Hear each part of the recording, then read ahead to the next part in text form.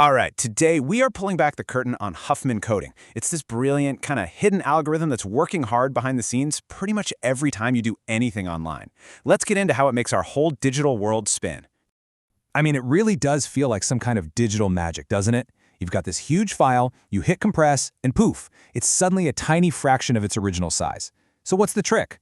Well, it's not about throwing away data. It's about getting way smarter about how we pack it. Just look at this. You take a folder of photos, a chunky 50 megabytes, and squeeze it down to just 5.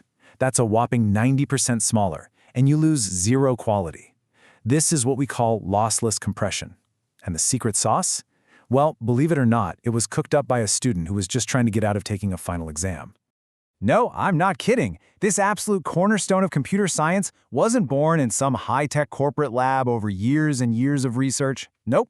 It was a single flash of genius from a student with a deadline breathing down his neck. You have to love this story. So picture this. It's 1951 at MIT. A student named David Huffman is on the brink of just giving up on his term paper. His professor had given the class a challenge. Find the most efficient way to represent data using binary code. Huffman was about to throw in the towel and just study for the final, when it hit him. The key wasn't to start from the top, but to build a code tree based on frequency, starting from the least common items and working your way up. The result? A method that wasn't just good, it was mathematically proven to be the best possible solution, even beating a method his own professor had helped create. So what was this big idea? It's actually incredibly elegant and all boils down to one simple observation. In any language, in any data, not all characters show up an equal number of times. And that quote right there says it all. I mean, think about it.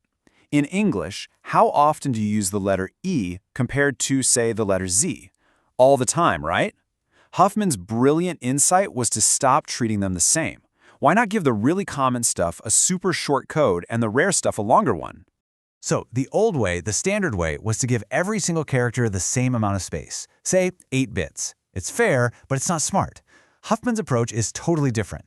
The super common letter E might get a tiny 3-bit code, while the rare Z gets a longer 11-bit one. Over a book with millions of characters, those tiny savings add up to something absolutely massive.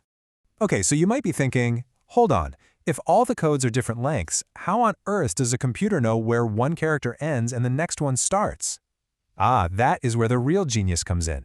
It's something called a prefix code. The algorithm is designed so that no character's code is the beginning of any other character's code. So if the code for E is 101, then no other code can start with 101.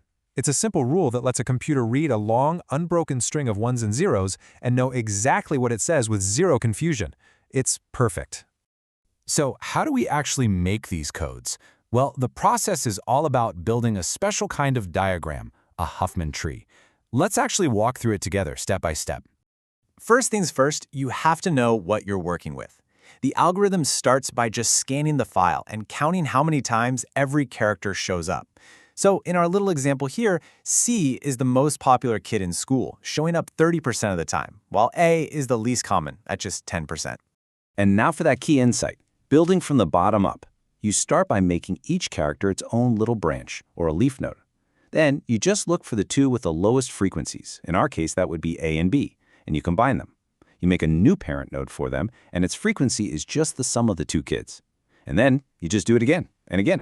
You just keep finding the 2 lowest frequency nodes in the whole group and merging them.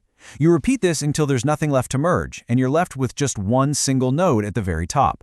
That's the root, and now your tree is finished. And what's cool is that the least common letters are now buried way down at the bottom of the tree, while the most common ones are right near the top. Okay, once the tree is built, the rest is actually super easy. You start at the root, and you just make a simple rule. Every time you go left, you write down a 0, and every time you go right, you write down a 1. To get the code for any character, you just trace the path from the very top down to that character's leaf and read off the zeros and ones you wrote down along the way. That's it. And voila, here is our final codebook. And what's so cool is you can literally see the principle at work. Check out C and E, our most frequent symbols. They got the shortest codes, just 2 bits long. Now look down at A and B, the least common ones. They got the longer 3-bit codes. It worked perfectly.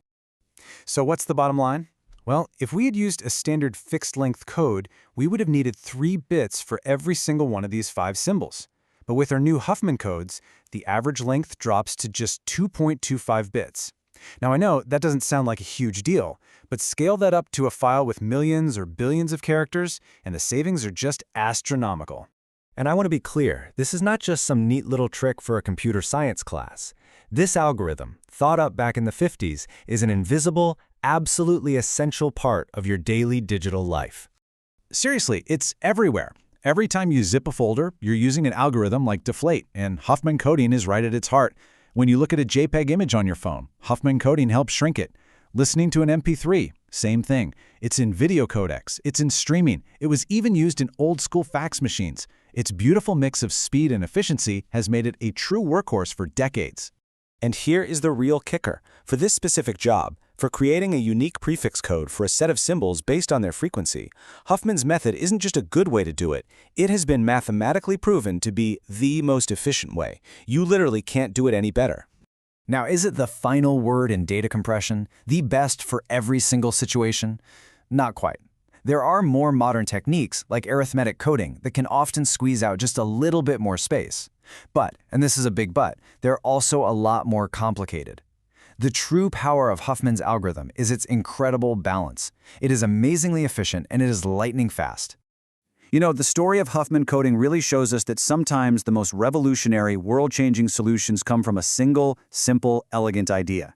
And it really makes you wonder, in today's world where we're creating more data than we know what to do with, what's the next flash of insight that's going to change everything all over again?